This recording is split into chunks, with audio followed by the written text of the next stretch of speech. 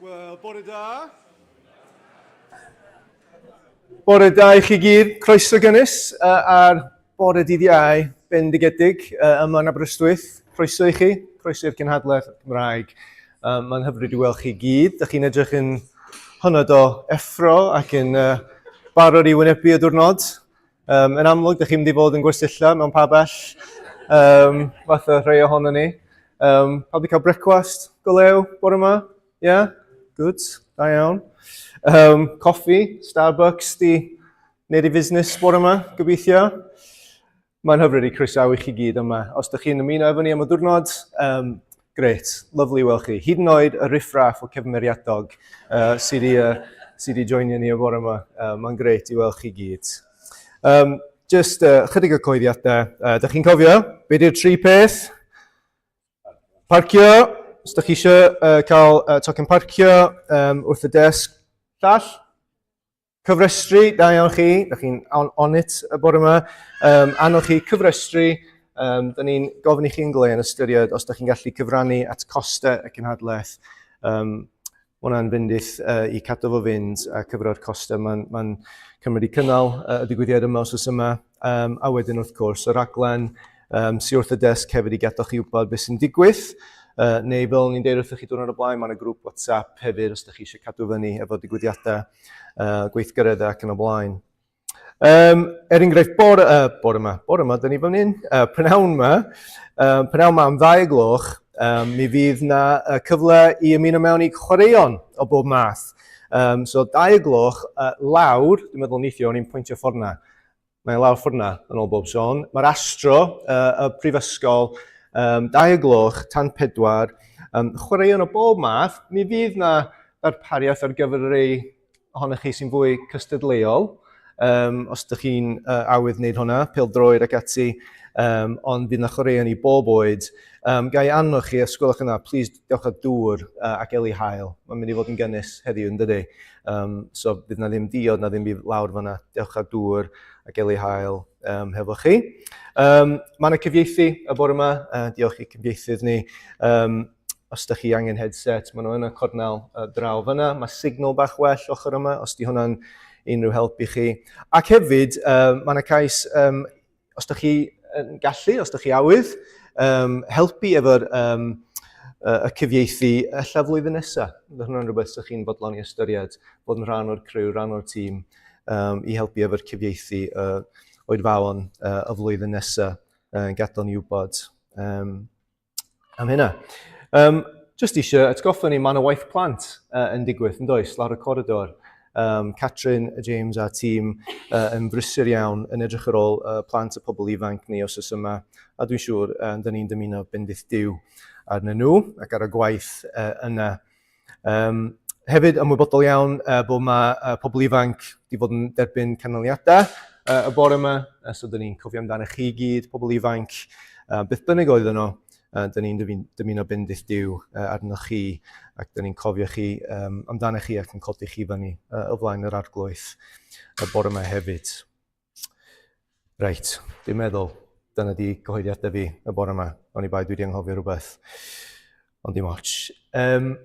Gai troi ein sylw ni a ffocws a cylona ni at air Duw. Mae ddywedion Duw yn wych I ni cael atgoffa amdano nhw yn dydyn. Ac yn gyladnad penod 3, mae'n atgoffa ni, nid oes terfen ar gariad yr arglwydd, ac yn sicr ni phallai dosturiaethau y maent yn newydd bob bore, mawr yw dy ffyddlondeb. Ie. Gad ni weddio. Arglwydd, da ni'n mor ddiolchgar am y bore, am y diwrnod, am y cyfle newydd ti di ddarparu unwaith eto. I ni cwrdd fan hyn efo'n gilydd, arglwydd I ni mwynhau cymdeithas, y sgwrs efo'n gilydd, I mwynhau y tywydd braf ti di ddarparu os oes yma. Ond arglwydd, da ni'n just yn rhyfeddau unwaith eto, a da ni'n ddiolch I ti, bod does na ddim terfyn ar dy gariad I at ni y bore yma arglwydd. Does na ddim diwedd di ben draw I dy dosturiaethau I ni y bore yma. Maent yn newydd bob bore. Mae hwnna'n wir i ni heddiw. Mae hwnna'n wir i ni y bore yma o'r gwaith. Bod mae dy gariad di, mae drygarydd di, mae'r ras di, mae dy fyddeiant di yn newydd ac yn ddigon i ni bob bore. Hyd yn oed heddiw, hyd yn oed yn awr. A'r gwaith, diolch i ti. Diolch i ti am dy bresenoldeb hefo ni yn y lle yma bore yma. Diolch am dy bresenoldeb hefo ni yn ystod yr wythnos. Dyma ar gwaith, da ni'n dod at ein gilydd ac yn cynnig ein hunan i ti, gwneud ein hunan ar gael i ti. Ar gwaith, da ni'n gofyn i ti weithio ar gwaith parhad y waith. Da ni'n credu bod ti wedi fod o'r waith, ti wedi fod yn bendithio, ti wedi fod yn siarad, a da ni'n gofyn ar gwaith yn enw Iesu, ysgol wedi fod yn dda i parhad y waith. Da ni'n plith ni os ys yma, hyd yn oed rwan. Siarad efo ni ar gwaith. Derbyn ein maw, derbyn ein diolch, yn enw Iesu Grist. Amen. Amen. Oedd o'n plesur nes ymlaen i clywed gyn Dewi unwaith eto. Oedden ni'n just yn sgwrsio cynt. Da ni'n hanner ffordd, oedden ni. Yn edrych ymlaen i clywed gan Dewi a clywed o air Duw mewn chydig bach. Ond yr un gynta, byddwn ni'n codi i ganu, ydy y sancteiddrwydd im i'r oen di nam. A byddwch chi'n clywed ac yn pigo fyny ar y geiriau Dewi di dewis yr emyn yma i ni ganu. Y sancteiddrwydd, cyfiawnder, doethineb, a bydd yna geiriau newydd yn cael ei gyflwyno heddiw ac yfori hefyd. Sancteiddrwydd im yw'r oen di nam, yn cyfiawnder am doethineb, fy mhrendedigaeth o bob pla, fy niw i dragwyddoldeb. O fewn i'r wlad, ti draw i'r bedd, cafweled wedd i wyneb. Ac yn y fynwys llechi caf, hyd eitha tragwyddoldeb.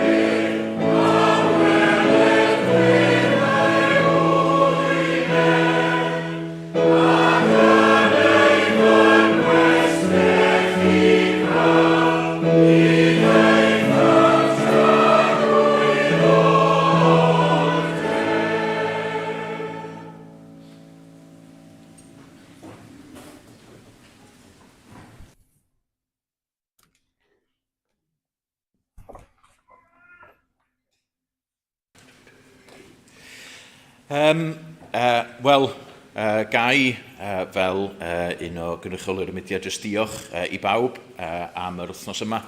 Diolch i Ben am y cyfan mae wedi gwneud o ran cadeirio a'r gweddill yr rhai sydd yn helpu efo'r gynhadledd. Da ni wastad yn cymryd y cyfle i roi rhyw fath o adroddiad am waith y mudiad yn ystod y gynhadledd. Rwan mi fydd yna adroddiad llawn yn dod allan yn mis Medi, sydd ddim yn bell i ffwrdd rwan yn adi. Ond dwi wedi rhoi rhywbeth ar y cadeiriau i chi, felly mae yna ffurflen, daflen yna'n rhoi rhai o'r prif bwyntiau ynglyn â pethau yn y mudiad a'r gwaith yn y ddwy iaith yn Saesneg ac yn Gymraeg. Y peth cyntaf dwi eisiau dweud ydy diolch nid jyst i rhai sydd wedi helpu fo'r gynhadledd, ond efo'n holl weinidogaethau ni. Mae yna gannoedd o bobl yn llythrenol yn helpu ac yn gwirfoddoli efo'r mudiad bob blwyddyn. Ac felly mae'n gyfle i fi ddweud diolch. Ar y wyneb dros y flwyddyn diwetha, mae'r gwaith wedi parhau fel ac mae o ers nifer fawr y flynyddoedd. Da ni wedi rhedeg 15 o wersylloedd gwahanol, a mae Duw wedi bendithio, o'n i'n ges i neges neithiwr, fod yna nifer o droedigaethau wedi digwydd ym Mryn y Groes yr wythnos yma, a da ni'n diolch i Dduw am hynny.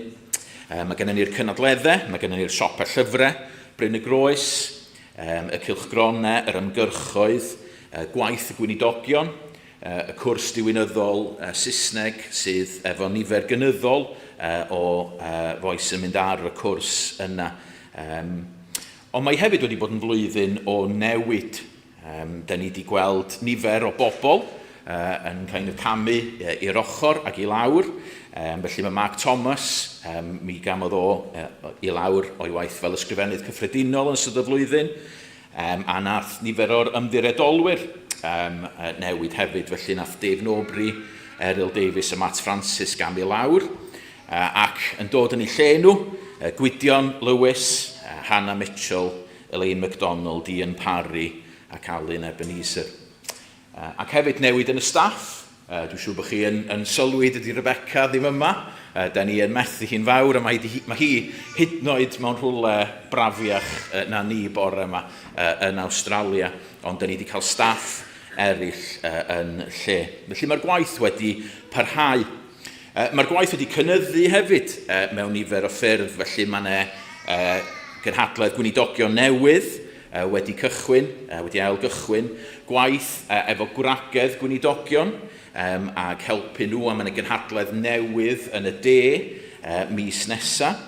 Mae yna encil wedi bod i ferched mewn gweinidogaeth ym Mryn y Groes hefyd, ac yn gret gweld flwyddyn diwetha camu ymlaen yn dod yn ôl, a dwi wedi cael siars i'ch atgoffa chi am hwnna. So mae camu ymlaen yn digwydd, fydd yn digwydd flwyddyn nesaf, 26 i 28 o Fehefin yn Mryn y Groes, a Steph Jones fydd yn siarad yn hwnna. Felly mae hwnna ar gyfer ieuenctid chdi bach yn hyn na'r gwersylloedd, felly gwnewch yn siŵr bod chi yn cofio am hwnna'n eich gweddiau.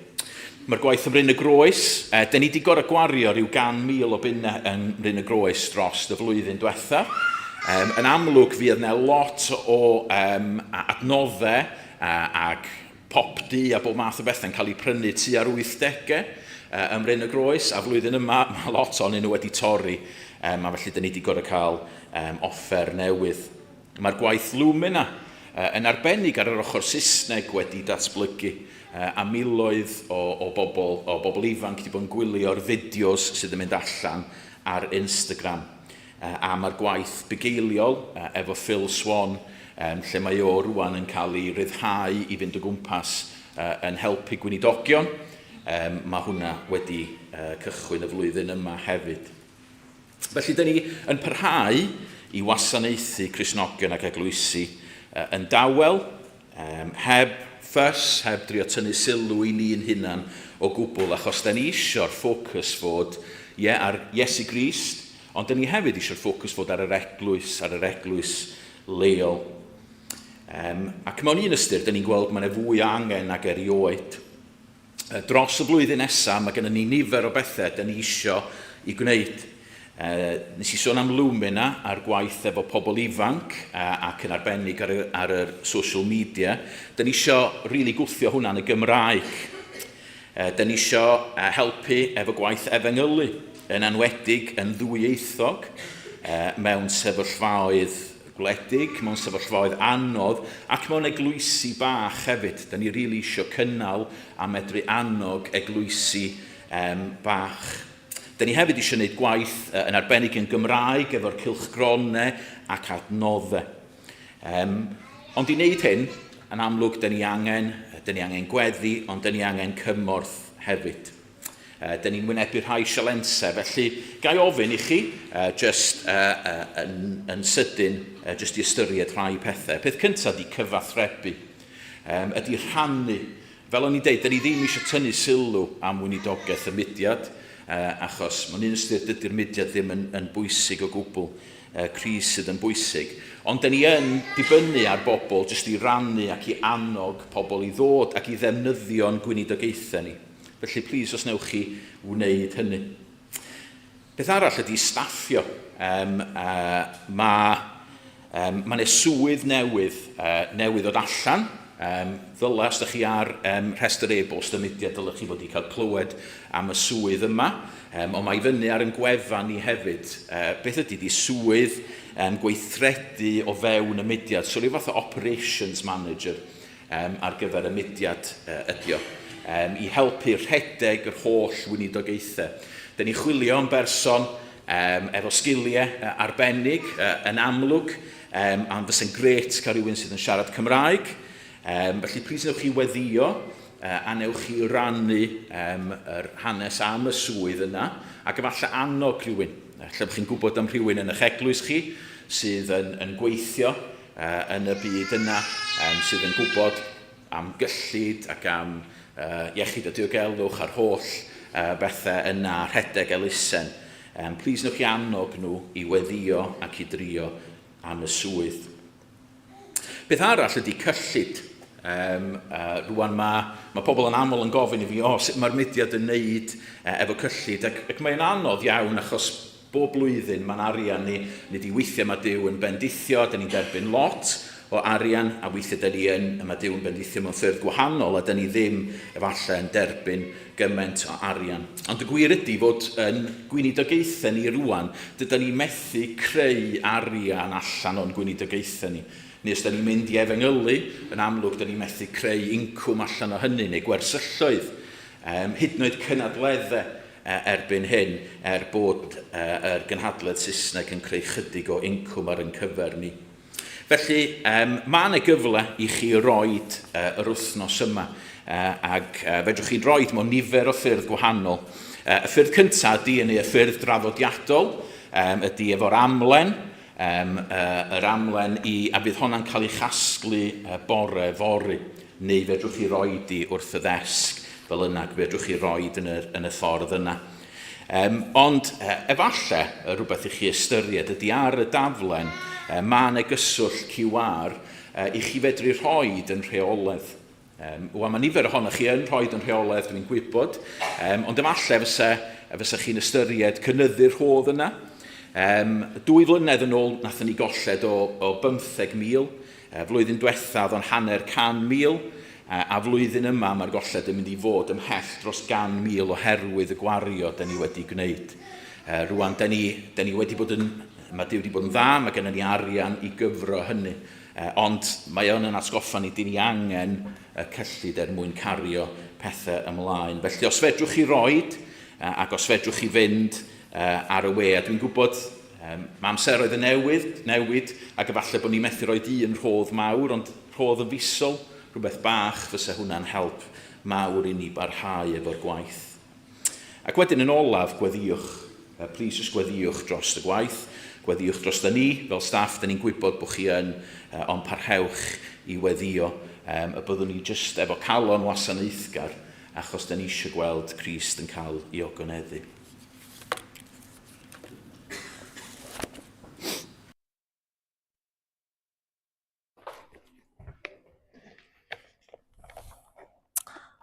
Diolch i ti, Steff.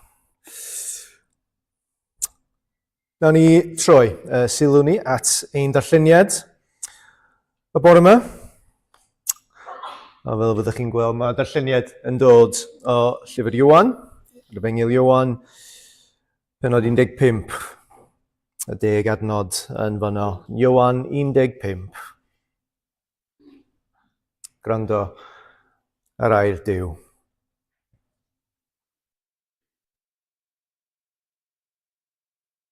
Mae fi yw'r wir wynweddyn, am tad yw'r gwynllanwr.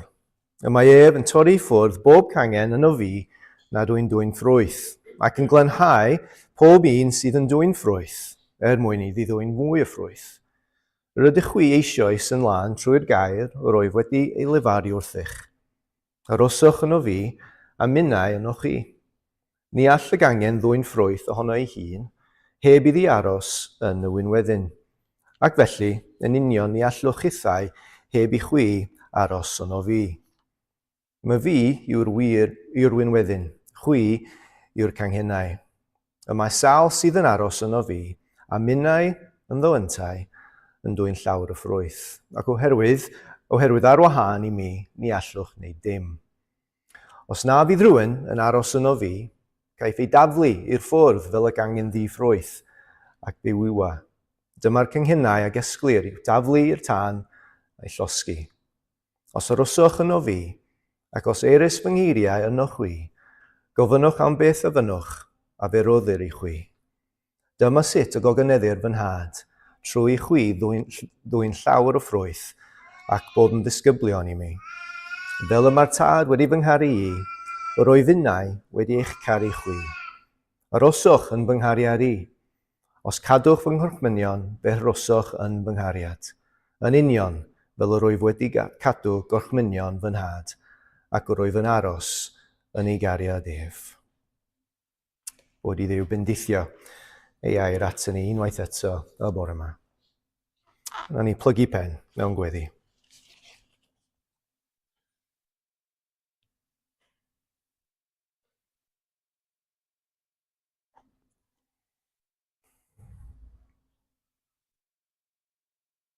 O Dduw, da ni'n ddiolchgar am y fraint ac am y cyfle unwaith eto i plygu pen. Ac i cael siarad efo ti. Ac i cael ceisio dy bresenoldeb a dy wyneb di rwan efo'n gilydd Arglwydd. Mae yn fraint.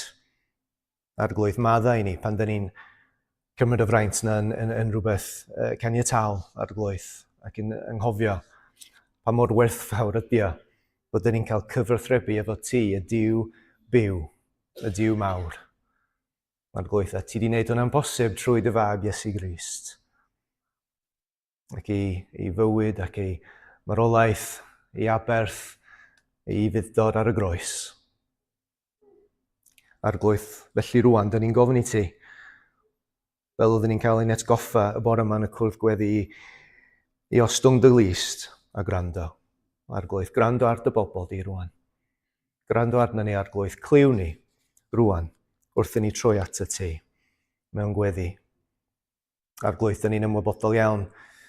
Os gynnu ni ddim hawl i ofyn y math peth wrth y ti Arglwydd, os gynnu ni ddim sail sy'n perthyn i ni'n hunan i fod yn hyderus o dy flaen di Arglwydd. Dwylo wag sgynnu ni. Ond eto, da ni'n dod at y ti. Nid oherwydd unrhyw cyfiawnder sy'n perthyn i ni'n hunan Arglwydd, ond oherwydd, fel mae air di'n deud, dy amal drigarferau di Arglwydd. Diolch. Gwrando ar Arglwydd. Gwrando arna ni rwan. Trigyrhau o Arglwydd. Gwrando ar Arglwydd a gweithreda. Gnad o waith yn ein plith ni y bore yma. Bywhad o waith Arglwydd, parhad o waith, llwyddo o waith yn ein plith ni bore yma. Arglwydd, da ni'n diolch i ti am y weinidogaeth da ni wedi dderbyn wrth dy air di a trwy dewi wrthos yma a trwy siaradwyr eraill yn y nos. Arglwydd, da ni'n credu, da ni'n ddatgan bod ti ar waith. Ti'n Duw sy'n siarad a ti'n siarad efo ni y bore yma, ti'n siarad efo ni wrthos yma. Ti'n delio hefo ni, ti'n trin ni. Arglwydd, a da ni'n gofyn i ti, yn dy ddaioni, yn dy ffyddlondeb. Parhad o waith Arglwydd. Da ni'n ddiolchgar am yr hyn da ni wedi clywed, yr waith mae mudiad wrthi yn gwneud, eglwysi wahanol, yr hyd Gymru Arglwydd, a da ni'n gofyn i ti bendithiad o waith. Trwy'r mudiad, yr holl ymgyrch wahanol Arglwydd sy'n digwydd o wersylloedd, y cenedlaeth Arglwydd, bob peth Arglwydd, bendithio fo. Arglwydd, dy waith di ydi o. Diolch bod ni'n cael fod yn rhan o hwnna, rhan fach ohono fo Arglwydd. Da ni'n llawenhau wrth clywed bod mae yna pobl ifanc, y plant wedi dod i ffydd yn ddiweddar Arglwydd trwy'r gwersylloedd. Arglwydd, da ni'n cofio am y plant gyda ni yn fan hyn, jyst lawr y coridor. sy'n cael cyfle i clywed air di a profi di ar gwaith. O, meddylia, alla fydd rai ohonyn nhw yn profi di am y tro cyntaf ar gwaith ac yn clywed oddi wrth ti am y tro cyntaf os oes yma ar gwaith. Fydden nhw'n cael ei newid, yn cael ei'n achub ar gwaith. Dyna ni'n gweddio yn hyderus. Unwaith eto, dim oherwydd unrhyw cyfiawnder sy'n perthyn i ni, ond oherwydd dy gyfiawnder di trwy Iesu Grist ar gwaith. Dyna ni'n diolch am yr addewid. Oedden ni'n cael atgoffa am yn yr adnod na bore yma, bod nid oes terfyn ar dy gariad di. Mae dy gariad di ddiwedd, di ben draw, para am byth. A mae ar gael i ni y bore yma. Ar gwaith, helpa ni. Trwy dy ysbryd, i cymryd y cyfle yna, i gafel ar y cyfle yna, hyd yn oed rwan yn y cyfarfod yma, ar gwaith i dy brofi di, i brofi dy gariad, i brofi dy trygaredd di wrthyn ni, dy fyddeiant, dy ras. Ar gwaith, diolch bod maen nhw'n newydd bob bore, bod maen nhw'n digon, ar gyfer bob un ohono ni ar gwaith, beth bynnag da ni'n wynebu. Diolch bod da ni'n gallu pwyso a dibynnu arna ti ac ar addewidion di i ni. Ar gwaith, da ni'n cyflwyno'n hunan i ti, da ni'n cyflwyno dewi i ti rwan, bendithio fo, agosau ato fo, agosau ato ni, wrth i ni clywed. Ar gwaith, helpa ni ddim jyst clywed air di, ar gwaith, ond helpa ni i pwyso arno fo, i dderbyn o mewn i colonnau, mewn i bywydau ni, iddo fo cael newid ni, trosffurfio ni ar gwaith. Clyw ni rwan. Yn enw ac yn heiddiant Iesu Grist yn arglwydd. Amen.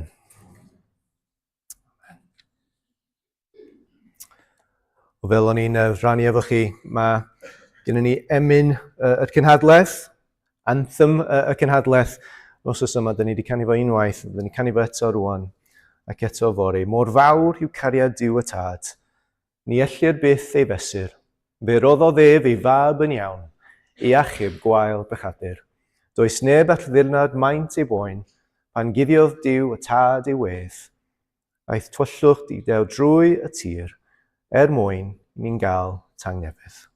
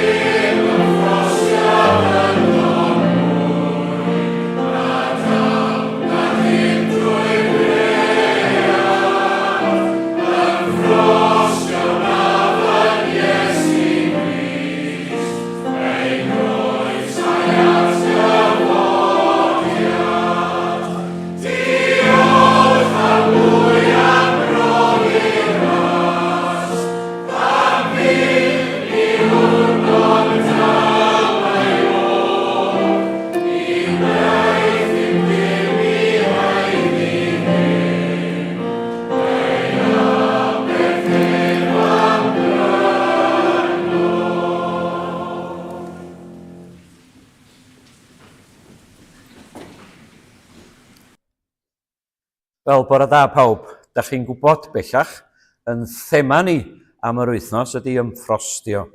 Ymffrostio yn yr arglwydd Iesu Grist. Ymffrostio wnaf yn Iesu Grist. Ac dwi'n gobeithio, ac yn gweddio, a chitha hefo fi, dwi'n gwybod y bydd yr hyn da ni'n edrych arno fo yn ystod yr wythnos, y 4 gair yma'n arbennig, doethineb, cyfiawnder, sancteiddrwydd, brenedigaeth, welwch i nhw, reit ar ddiwedd y benod gyntaf o'r llythyr cyntaf at y Corinthiaid. Y bydd y 4 gair yna yn yn helpu ni i ymffrostio, os nag da ni erioed wedi gwneud hynny, bod ni'n dod i'r man, lle da ni'n credu am y tro cyntaf. Nes i sôn am hynny bore dy Mawrth, mae'n swnio fel mis yn ôl, teimlo felly. Bore y tro cyntaf, mae rhaid ni wneud yn siŵr bod ni yno, bod ni yn y deyrnas. Allwn ni fod yn y canol heb roi clod. Mae Emyn sy'n sôn am hynny. Peidiwch a gadael i'r wythnos yma fynd heibio. Peidiwch ar hyfygu ger bron Duw a meddwl bod gennych chi ddiwrnod arall. Pawb ohono ni, wyddon ni ddim.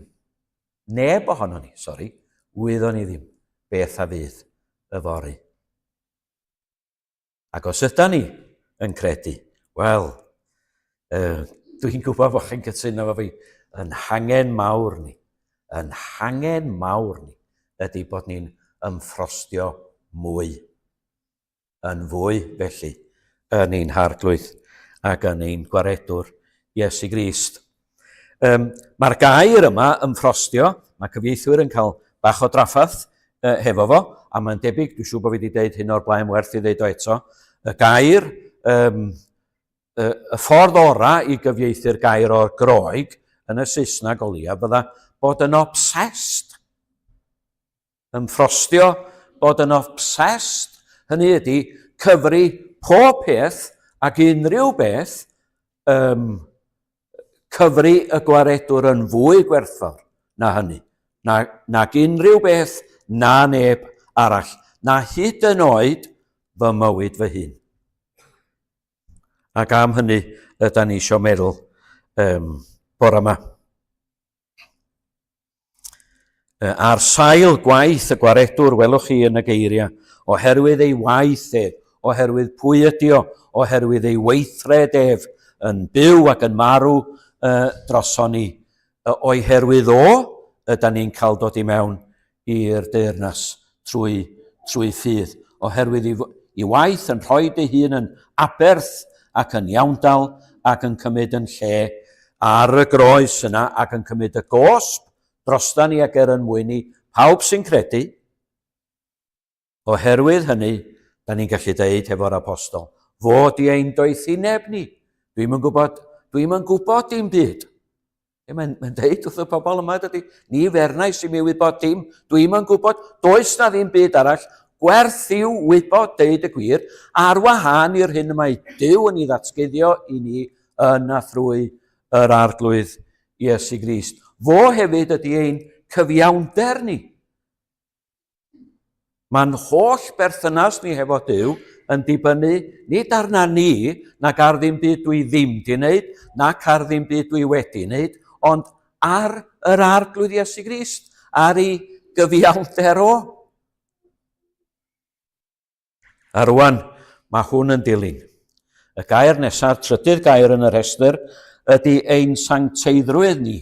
Efe a wneithbwyd i ni gan Dduw, sbiwch ar hwn. Efe, yr arglwydd Iesu Grist, hwn yr ydyn ni i fod i fedru ymffrostio ynddo fo, ac y dylia ni ymffrostio ynddo fo. Fo hefyd wedi ei wneithur gan Dduw yn sancteiddrwydd i ni. Mae'r dyn dynas, bachgen, merch, felly, sydd yn gyfiawn ynddo ef, hefyd yn sanctaidd, os am gap yma man agos. Chymod, yr un sydd yn gyfiawn, wedi dod i ffydd, wedi dod i berthynas efo Duw trwy ffydd, hefyd sbiwch yn sanctaidd ynddo ef. Profiad arbennig o werthfawr i mi, a llawer o bobl eraill, rhain nhw yma bore yma, oedd bod yn y coleg yma'n Mangor yn ystod yr 70au. Oedd o'n gyfnod o gyffro gwleidyddol, na'i'm deud mwy am hynny, ond oedd o'n gyfnod hefyd o gyffro ysbrydol. Llawer iawn o bobl. Pan da chi'n nghanol pethau dwi'n crwydro fan i ddeud hyn, pan da chi'n nghanol rhywbeth, da chi'n sylweddoli wir beth sy'n digwydd ni fwy nag un profiad o beth felly. Ac oedd o'n wir ym Mangor yn ystod diwedd y 70au, beth bynnag. Llawer iawn o bobl yn dod i ffydd, yn cael troedigaeth, yn dod i gredu yn yr arglwydd Iesu Grist. A beth dwi eisiau rannu efo chi bore yma, di hwn. Dwi'n cofio un merch yn arbennig yn gwneud proffes o'i ffydd, ac mewn rhai misoedd, os dwi'n cofio yn iawn, mae blynyddoedd mawr esyn, does, ymhen rhai misoedd, dwi'n meddwl, yn mynd off the rails yn foesol. A fel hyn oedd rhai pobl yn esbonio'r peth. Wel, medden nhw, gwrandwch ar hwn, wel, medden nhw, mae hi wedi credu yn yr arglwydd Iesu Grist fel ei gwaredwr, ond nid fel ei harglwydd eto. Dwch ni ddeud wrthon ni'n hunan a'n gilydd bore yma, does na ddim ffasiwn beth yn y Testament Newydd. Pan da ni'n dod i gredu, da ni'n dod i gredu yn yr arglwydd Iesu Grist. Pan mae'r apostol, os di'r benod gynnwch chi o'ch blaen, y benod gyntaf Corinthiaid, pan mae'r apostol yn sgwennu at y bobl yma, mae'n deud amdanyn nhw, sbiwch yr ail adnod dwi'n meddwl, di'n de, yr rhai a sancteiddwyd yn Grist, medda fo, wrth Gristnogion Corinth. Ac os dwi'n gwybod na dwi'n wedi deud fawr o ddim byd am gefndir y llythyr a'r amgylchiadau ac yn y blaen, a dwi'n ymddihiro os di hwnna'n siom. Ond os da ni'n gwybod rhywbeth am Eglwys Corinth, dydy Message Church ddim yn dechrau darlunio cyflwr ysbrydol. Oedden nhw mewn mes. Oedden nhw mewn mes athrawieithol, oedden nhw mewn mes mewn perthynas a'i gilydd, o'na bob math o raniadau ac oedden nhw mewn mes mewn. Ac eto, pan mae'n sgwennu yr rhai a sancteiddwyd, pan mae'r apostol yn sgwennu yr rhai a sancteiddwyd yng Nghrist, medda fo amdanyn nhw. Mae'n amlwg felly mae rhaid ni ddeall rhywbeth am ystyr y gair a'r term does i ddechrau. Yn yr Hen Testament, mae'r gair sancteiddio neu sanctaidd yn cael ei ddefnyddio mewn mwy nag un cyswllt. Ond dwi'n meddwl, i drio helpu'n gilydd bore yma, gallen ni feddwl am lestri. Mae yna lestri yn yr Hen Testament, a mae'n cyfeirio atyn nhw fel llestri sydd wedi ei sancteiddio. Be yn y byd mawr di hwnna? Wel, be yn y byd mawr di ystyr hwnna ydy bod nhw'n llestri arbennig wedi ei neilltuo ar gyfer gwasanaethu Duw yn y deml neu'r gysegr neu beth bynnag ydi o. Hynny di, chwch chi'n berwi tatws yn y sosbenni yma. Maen nhw'n i'r pwrpas penodol o wasanaethu Duw. Dwi'n meddwl bod hwnna'n help. Neu meddylio fo fod. Achos pobl wedi sancteiddio ydy pobl sydd wedi neilltuo gan Dduw i'w wasanaethu fo yn yr Efengil trwy'r arglwydd Iesu Grist. Dyna dwi'n meddwl ydy ystyr y gair saint. Y saint sydd yn Effesus, a dyna di ystyr y gair, saint, pobl sydd wedi cael ei neilltuo. Dyna di bwriad Duw ar ei cyfar nhw. A beth bynnag ydi bwriad Duw, dyna sy'n digwydd. Dyna sy'n digwydd. Mi wyddon ni ddau beth am y neilltuo yma. Da ni'n gwybod pryd digwyddodd o, a da ni'n gwybod sut digwyddodd o. Ella bod yna bethau eraill, ond na ni ganolbwyntio ar y ddau yna. Pryd digwyddodd y neilltuo a sut y digwyddodd o. Mi ddigwyddodd o yn rhagwyddoldeb. Yn rhagwyddoldeb. Dyma oedd bwriad Duw erioed yn rhagwyddoldeb i gael pobl briodol iddo'i hun. Mi wyddon ni hefyd sut digwyddodd o. A mi ddigwyddodd o ar Galfaria. Mi ddigwyddodd o ar y groes. Pa mae'r arglwydd Iesu Grist yn prynu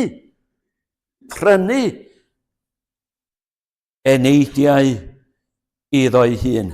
Mae o'n talu'r ddyled dros bechaduriaid, yn rhoi ei hun yn aberth ac yn iawndal, ond mae o hefyd yn prynu eneidiau yn iddo'i hun. Yn Ioan 17, yn ei weddi archoffeiriadol, mae'r arglwydd Iesu Grist 7 o weithiau yn cyfeirio at y disgyblion, y deuddag oedd gynno fo neu'r bobl oedd gynno fo ar y pryd, a hefyd unrhyw un arall lawr y canrifoedd fydda'n dod i gredu trwy ei gair nhw, mae'n cyfeirio atyn nhw 7 o weithiau yn ystod y weddi yna fel yr rhai arroddaist i mi. Mae o wedi digwydd. Mae o wedi digwydd yn y cyfamod bore cyn llunio'r byd. Da ni'n hoff o'r emyn.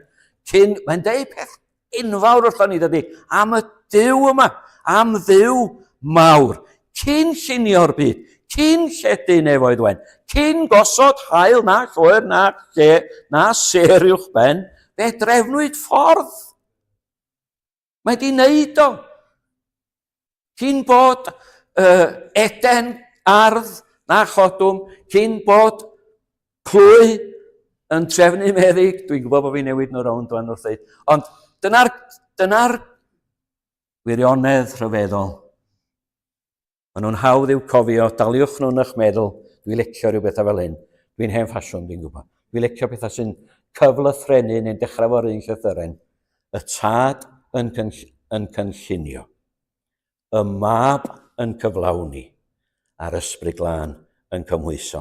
Dyna drefn yr Efengil. A mae di digwydd, mae di fwriadu yn rhagwyddoldeb.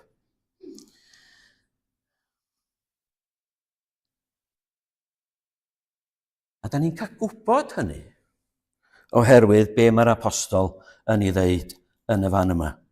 Y neges yma sydd ganddo fo. Mae'n dechrau'r llythyr at y Corinthiaid a mae o'n yn y ddeunawfed benod yn y benod gyntaf. Ymlaen wedyn i ddiwedd yr ail benod. A beth ydy'r negas? Ydy'r negas am y groes. Sut da ni'n gwybod dim byd am ddoethineb Duw? Wel, trwy'r groes. Sut da ni'n gwybod dim byd am gyfiawnder Duw? Oherwydd y groes. Sut da ni'n gwybod unrhyw beth am sancteiddrwydd Duw? Wel, oherwydd y groes. Y groes ydy'r canolbwynt. Y groes ydy calon neges yr Efengil. Heb y neges am y groes, does na ddim Efengil. Da ni'n arfer meddwl, dydan, ar yn gweitha, wel, neges ar gyfer pobl sydd ddim eto wedi dod i gredu ydy'r neges yma am y groes. Dim fel oedd yr apostol Paul yn meddwl yn amlwg. Mae o'n sgwennu at Gristnogion. A mae o'n siarad am y groes hefo nhw. Dwi'n annog fy mrodyr yn y weinidogaeth ac unrhyw un arall sy'n pregethu'r Efengil, dwch ni bregethu y groes. Yda ni fel pobl Iesu Grist angen clywed y negas yma yn aml. Os da chi yn cyntaf Corinthiaid, piciwch i'r penod 6 a just dros y dudalen neu sydd bynnag da chi'n fflicio drosodd wedyn i benod 7. Penod 6, adnod 20, yr apostol yn deud fel hyn wrth Gristnogion, prynwyd chi am bris. Mae'r un peth, yr un geiriau'n union yn penod 7, adnod 23. Prynwyd chi am bris. Dydwch hwnna'n ar adeg wrthach chi hyn. Am bris. O, am bris oedd o. I Dduw roi mab ei fynwes. Mae'r apostol yn ei roed o fel hyn, dwi'n defnyddio'r hen gyfeithiad.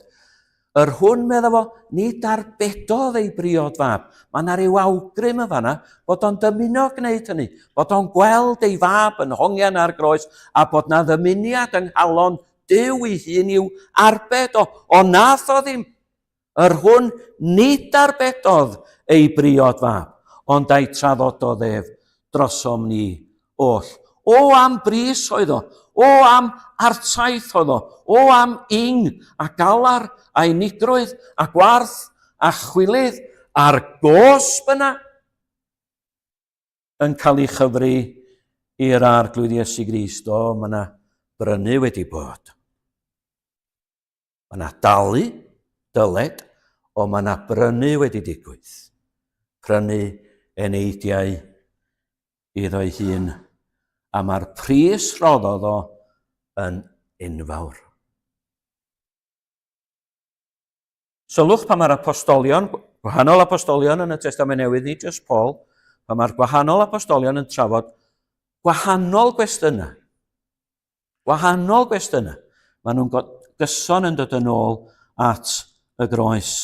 Sut mae gwir ac wragedd i fod i fahafio hefo'i gilydd fel y carodd Crist ei eglwys? Sut mae'n gwneud hynny? Sut da ni'n gwybod hynny? Ar y groes. Yn y llythyr at y Galatiaid, dylen ni allu uniaethu yn llwyr efo'r bobl yma achos Celtiaid ydyn nhw. Yn y llythyr at y Galatiaid, mae'n gofidio drostyn nhw oherwydd bod nhw wedi dechrau colli golwg. Da chi'n gwybod be mae jyst yn bod? Diolch yn bod yn ffeind iawn efo nhw yn y llythyr, dwi'n gwybod. Ond mae o'n ffeind yn y ffordd mae o'n deud y pethau yna wrthyn nhw. Achos y gwir amdanyn nhw ydy maen nhw'n bobl sydd wedi gwrthgilio. Maen nhw wedi dechrau ar y llwybr ysbrydol, wnaethon nhw gredu, ond maen nhw wedi gwrthgilio. Be di atab yr apostol iddyn nhw? Saith gwaith, dwi'n fatha gweithio yn y catraffaeth, 7 gwaith yn ystod yr llythyr y mae yna gyfeiriad penodol at y groes. Mae pobl yn gallu gwrthgilio mor hwyth dan yn dilo ni a ni hefo nhw yn yn calon. Be da ni angen? Da ni angen neges. Y neges yma am y groes, fod yr arglwydd Iesu Grist yn cyflawni y wyllus i dad ac yn prynu eneidiau hefo'r gost enfawr yna, yn prynu eneidiau sydd wedi neilltuo yn rhagwyddoldeb gan Dduw, ond i prynu nhw i fod yn bobl briodol iddo'i hun. Felly dyna'r egwyddor, y puro yna, bod Duw yn neilltuo pobl a bod yr arglwydd Iesu Grist yn ei prynu nhw. Ond dwi'n gwybod yn iawn, tas yna rhywun yn gofyn i mi yng ngwydd siriol, wyt ti'n briod? A fi'n dweud, yn dod mewn egwyddor, na fysa hi ddim yn hapus iawn. Na fi chwaith, dweud y gwir. A dyda ni ddim, na gran. A dydy Duw ddim yn hapus just hefo'r egwyddor bod ni wedi ein neilltuo. Mae o wir am i ni fod yn bobl iddo fo mewn gwirionedd. A mae hwn yn gallu bod yn broblem enfawr i ni dydy. Dyma beth i'n gair ni heddiw sancteiddhad neu sancteiddrwydd. Mae hwn yn gallu bod yn broblem fawr i ni. Yn arbennig os ydym ni'n bobl sensitif, y calon feddal, a'n cydwyd bod ni'n dyner. Eisiau ni ofyn am y pethau yna gyda llaw. Eisiau ni ofyn am gydwybod dyner. Eisiau ni ofyn am gael calon feddal tuag at Duw a'i efengil a'i fab. Ond mae o'n broblem i ni. Hen bechodau, ella degawdau oed erbyn hyn yn mynnu glynu i ni. Yn brwydra ni, yn mynd yn bethau mwy blinedig a diffygiol nes bod ni'n dod i ddim. Sut mae delio efo'r rhain? Sut mae Duw yn sancteiddio? Ni jyst mewn egwyddor, ond sut mae'n neud o mewn gwirionedd? Sut mae Duw yn sancteiddio i bobl? Ddoe oedden ni sôn am gyfiawnhau. Duw sy'n gwneud hynny. Pan da ni'n rhoi yn ffydd yn yr arglwydd Iesu Grist, Duw sydd yn cyfiawnhau. Fo sydd yn dieiogi. Fo sydd yn cyhoeddi yn gyfiawn. Mae hwn, sancteiddhad, yn wahanol. Mae'r ysgrythyr yn glir bod angen i ni hefyd i weithredu, bod angen i ni hefyd i gyd weithredu hefo Duw yn mater sancteiddhad ein heneidia. Dyna pam mae gynnon ni epistola. Llythyrau dyn nhw i Gristnogion, yn y gwahanol ddinasoedd ac ardaloedd ac yn y blaen, i'w helpu nhw i dyfu, i'w helpu nhw i eiddfedu yn y ffydd ac i ddod i nabod y gwaredwr yn fwy ac yn well. Duw yn gweithio, dyma beth i sancteiddhad, Duw yn gweithio trwy ei ysbryd ym mywyd y Cristion, ond mae angen hefyd i ni gydweithio mwyn dod ar maen i'r wal. Sa chi'n troi, os da chi isio, Philipiau Pennod 2, hwn yn enghraifft gyfarwydd, falle, neu enwog yn y Testament Newydd, gweithiwch allan i'ch chawdwriaeth, da chi'n gwybod y geiriau yna mewn ofn a dychryn, gweithredwch mewn ofn a dychryn, o blegu Duw yw'r hwn sy'n gweithio onoch, i beri chi ewyllysio a gweithredu. Na chi lyflu? Weithiau dwi'n isio. Duw yw'r hwn sy'n gweithio onoch i chi fod isio a gweithredu. O ewyllus, neu'n canion Dionys ef. Dwi'n meddwl bod o'n iawn i ddeud, mae'n cyfrifoldeb ni'n dod yn gynta yn fanna mwyn i ni fedru weld o. Mae o'n gyfrifoldeb arna ti. Mae o'n gyfrifoldeb arna i. Duw sy'n gwneud y gwaith, ond da ni ddim yn cael, a da ni ddim i fod, a dim fel hyn mae'n gweithio. Da ni ddim i fod i istan ôl a dweud, wel, oce, cario ymlaen. Gna di. Nid peth felly ydy sancteiddhad.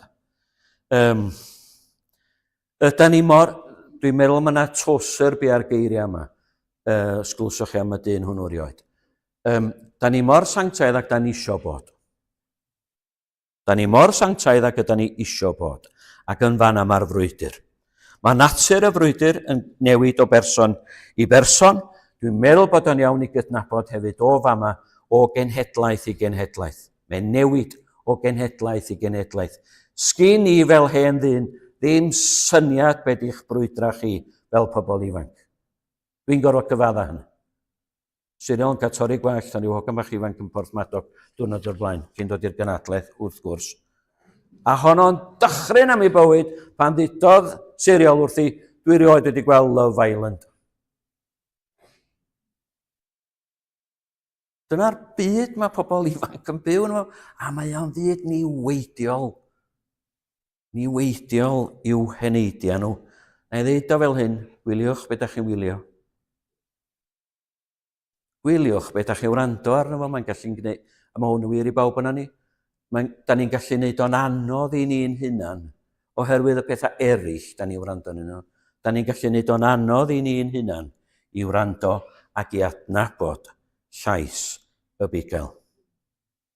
Sut mae Duw yn sancteiddio i bobl? Wel, dwch ni gydnabod, mae profedigaethau bywyd yn gadael ei hôl arna ni. Yda ni weithiau fel petai y cloc wedi stopio yn bywyd. Mae yna rhywbeth wedi digwydd, ella blynyddoedd yn ôl. Blynyddoedd yn ôl. A mae'r cloc yna'n symud rhy sydyn yn ymyrlu, ond mae'r cloc wedi stopio. Da ni ddim yn gallu, oherwydd bod yna rhywbeth wedi digwydd, da ni ddim yn gallu symud yn blaenau. Mae yna greithiau a briwiau a maen nhw'n aros hefo ni. Dwi yn mynd i drio eu henwi nhw, y profedigaethau yma, y profedigaeth amlwg o golli rhywun sydd yn anwyl i ni. Mae yna graith a mae yna friw sy'n aros efo ni. Ysgariad, mae hwnna'n friw. Colli gwaith, mae hwnna'n friw. Gorfod byw yn dlawd, ella. Magu plentyn efo anghenion arbennig neu hefo ryw anabledd. Mae hwnna'n brofedigaeth. Colli plentyn, beth bynnag ydy'r oed. Colli plentyn. Mae hwnna'n friw. Byw ella fel person sengl a nina isio priodi. Ella bod gynnon ni bryder gwirioneddol am yn iechyd, yn gorfforol neu yn feddyliol. Ac wrth ddeud hwnna, da ni'n meddwl ac yn cofio yn arbennig am bobl da ni'n wybod sydd yn diodda yn gorfforol ac yn feddyliol. Pobl, Cristnogion weithiau, wedi bod yn greulon hefo ni. Ges i ddyn yn yn tu ni blynyddoedd yn ôl, oedd na anghydfod yn yr eglwys, a ges i ddyn yn tu ni siaradodd a ddudodd fel hyn wrthai. Dwi eisiau ti feddwl amdana i meddwl fo hyn ymlaen. Dwi eisiau ti feddwl amdana i fel rhywun sydd yn cario armyri ar ei gefn. Arfau oedd o'n feddwl. Ond am lot o gariad yn fan anna, gwaith. oedd o'n bwriadu gwneud dim ysgwyd y cwch, sincio'r cwch. A mae'r pethau yna, maen nhw'n gallu cael eu serio ar yn co ni, a da ni'n methu cael eu gwarad nhw, a maen nhw'n bethau anodd i ddygymod hefo nhw. Mae bod yn rhieni blant sy'n dewis troi cefn ar y ffydd yn gallu lledu rhyw gwmwl di hefyd dros yn heneidiau ni. Dyna'r pethau dwi'n wybod amdanyn nhw. Dwi'n reit siŵr bod yna rhywun yma bore yma sy'n mynd i ddweud mae'r esgid bach yn gwasgu mewn man na sgwyddoch chi. Hwna wir. Eich bod gynnwch chi brofedigaeth a gwasgfa a gofid nad ydw i ddim wedi enwi fo. Eich na dwi'n yn gwybod, ond mae Duw yn gwybod. Mae'r gwaredwr yn gwybod.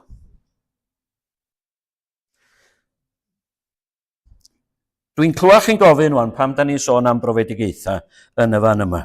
Gyn i lyfr, mae gyn i study bach, a mae gyn i lyfrau rhywfaint, a mae gyn i paperback yna, dwi'n lecio'r teitl, The Bumps Are What We Climb On.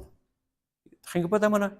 The Bumps, a mae'n debyg mae'r stori ydy am ddau blentyn yn trio dringo rhyw ochr llethyr rhyw fynydd, a un yn deud wrth y llall, mae yna ormod o gerig, mae yna ormod o boulders yma fedra i'm cerdded i fyny'r llwybr, a llall yn deud wrtho fo, the bumps are what we climb on. A dyma beth yw delio hefo profedigaethau y mywyd y Cristion. Y pethau anodd yna, da ni'n gorfod i gwynebu, yn y ffordd da ni'n cael help i ddelio hefo nhw, mae nhw yn dod, y pethau anodd, mae nhw yn dod yn boddion gras i ni. Yn union fel yna, mae'r Testament Newydd yn siarad hefo ni. Trowch iddo fo, Philippau pennod 1 ac adnod 29. Mae'n werth gweld pethau weithiau dydy yn yr ysgrythur. A nwch chi gofio, ia, fama mae ochr yma'r dudalen neu beth bynnag. Philippau pennod 1, mae hwn. Sbiwch sut mae'r apostol yn siarad efo'r bobl yma. Ac yn deud, mae'n siarad am bethau anodd bywyd hefo nhw. A mae'n deud beth fel hyn, dwy rodd mae Duw di roed i chi, menw. Chysio fi ddew wneud so? Dwy rodd mae Duw di roed i chi. Ffydd i gredu, a'r pethau anodd yma. Y pethau yma sy'n peri bod chi'n diodda.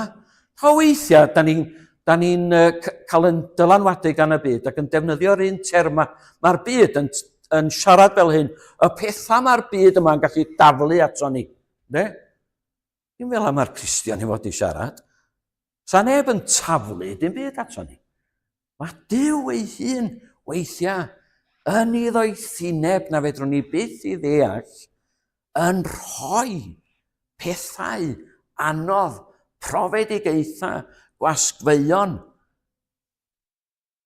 A hynny yn lles ni. Pan mae'r apostol Paul yn sgwennu i ail lythyr at y Cristnogion yma yng Nghorinth, mae'n deud lot wrthyn nhw am y profedigaethau a'r gwasgfeuon a'r treialon yr oedd o yn gorfod i diodda. A mae'n dod i'r casgliad yma, y bai chysgaf meddwl fo o'r thrymder sydd arno ni yn awr. Be mae'n neud?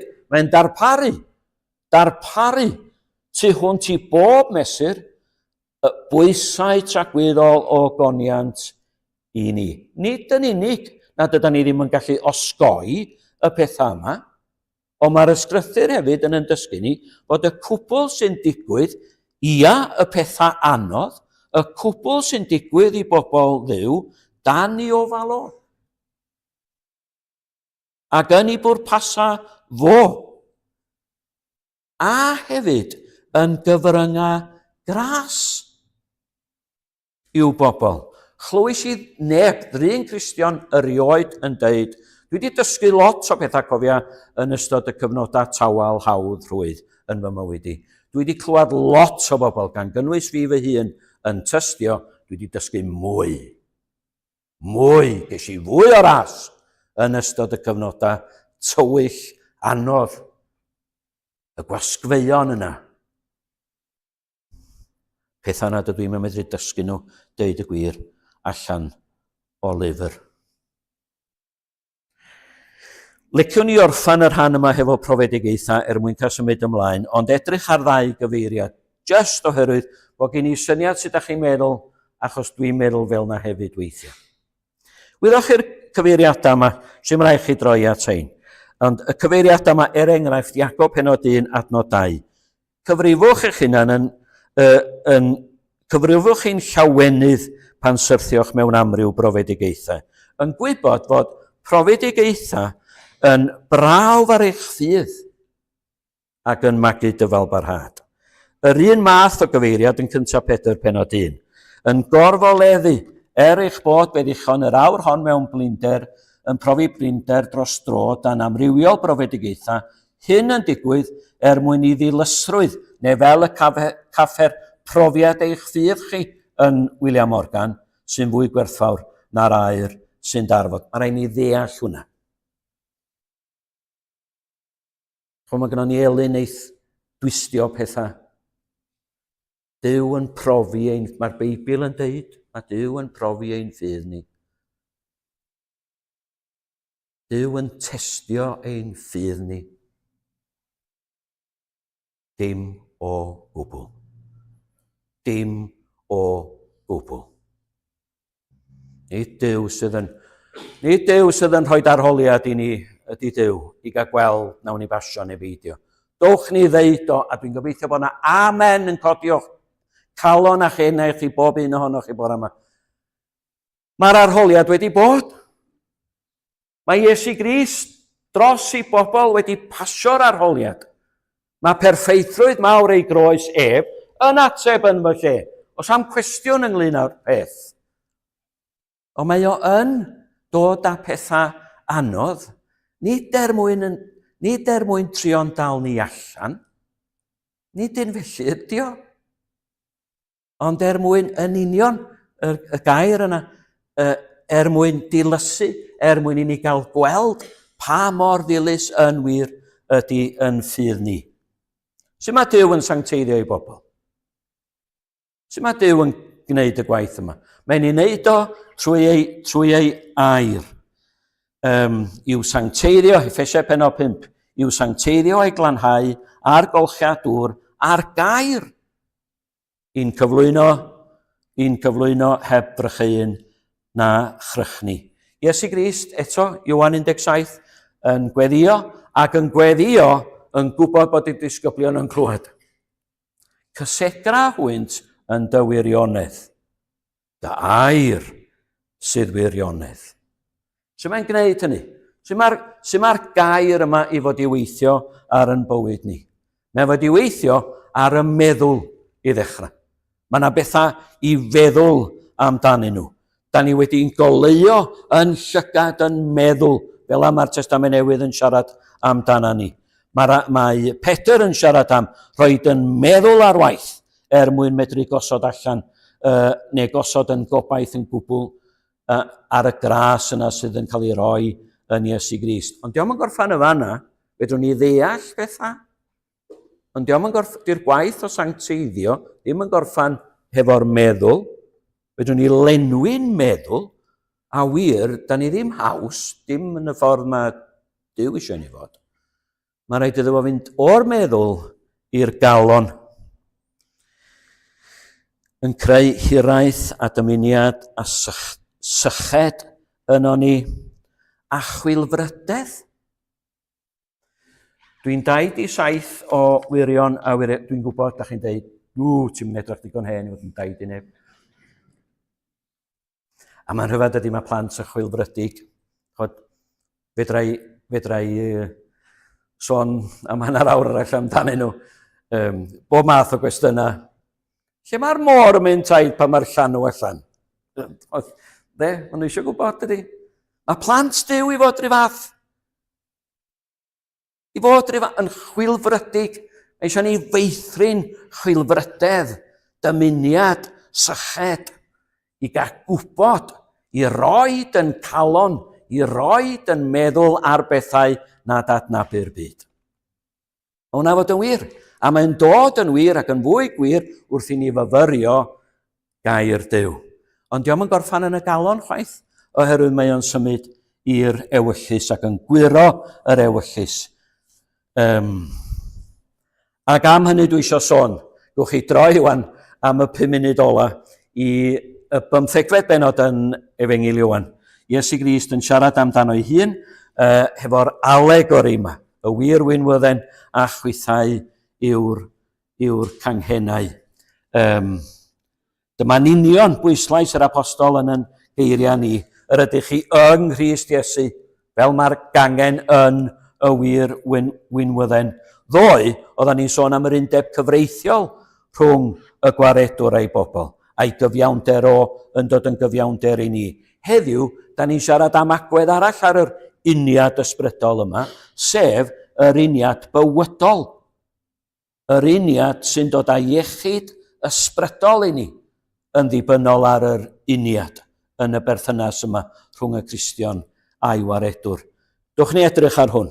Yn gyntaf, mae'n golygu dibyniaeth llwyr. Sut dwi'n mynd i dyfu ac aeddfedu? Sut dwi'n mynd i gael yn sancteiddio? Sut dwi'n mynd i symud yn fy mlaen fel Cristion?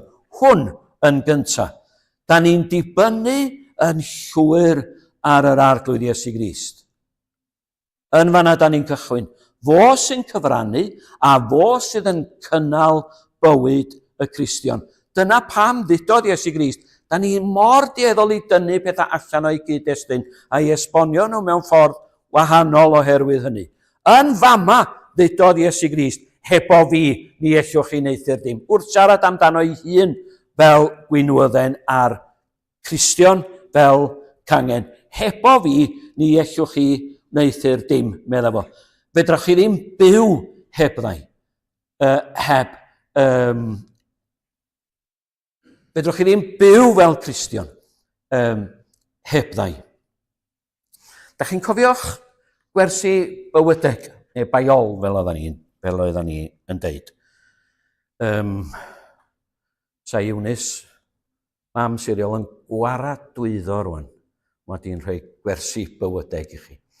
Coffad amdani hi. Ond mae yna bobl yn deud pethau fel hyn does. Wel, y cwbl mae'r gangen yn gorfod wneud ydy aros. Hynny ydy gwneud dim byd.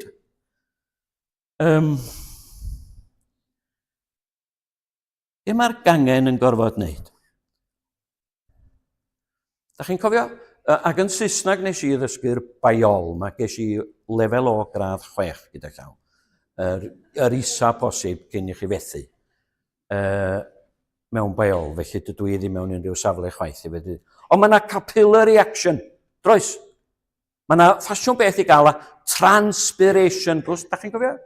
Hynny di, lle mae'r dŵr sydd yn y gangen, dwi'n iawn, gwch chi'n hywiro fi ar y diwedd, yn signo, yn cael ei signo i fyny, neu cael ei signo ar draws i'r gangen. Mae'r gangen yn gweithio. Dwi'n meddwl bod o ddigon jyst i ddeud hynny dydy. Mae'r gangen yn gweithio.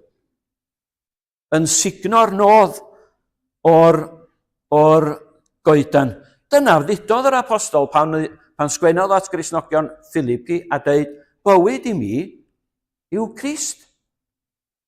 Dwi'n gallu dreifio'r car, wel dim yr apostol, ond dwi'n gallu dreifio'r car a dwi'n gallu gwneud y 100,000 o bethau eraill, ond fedra i ddim byw fel Cristion yn annibynnol ar yr arglwydd Iesu Grist. Yn ail, mae'r gangen dan arolygaeth ac yn llaw y gwynllanwr. Edron ni edrych fel cangen, ella, ond dim yn derbyn y nodd, dim yn derbyn y bwyd sydd yn y wynwydden yma. Dyma pa mor bwysig ydy be oedden ni'n sôn amdano fo ddoe. Bod ni'n dod i berthynas efo Duw, nid oherwydd unrhyw beth da ni'n wneud, ond oherwydd yr hyn y mae y gwaredwr wedi wneud drosto ni, a bod ni'n ymddiried ac yn rhoi yn ffydd yn hynny, mwyn bod yn gangen, yn wir gangen. A mae'r gwynllanwr yn ei glanhau fel y dygo fwy o ffrwyth. Hynny ydy, y darlun y fama wan, eto, ydy, mae yna docio, mae yna brwnio yn gorfod digwydd. Fydd na ddim ffrwyth, ond i bai bod hynny'n digwydd. Dwi ddim yn arddwr, ond dwi'n gweld weithiau, a mae'n edrych yn ofnadwy dydy. Ambell i goedan, ddim yn ffrwytho, a mae wedi cael ei thocio reit i'r gwylod. Da chi rhyfeddu dyd y gwir bod na unrhyw beth yn mynd i dyfu allan o'r stwmp hyll yna sydd ar ôl. Ond, mae'n digwydd. Mae'n digwydd.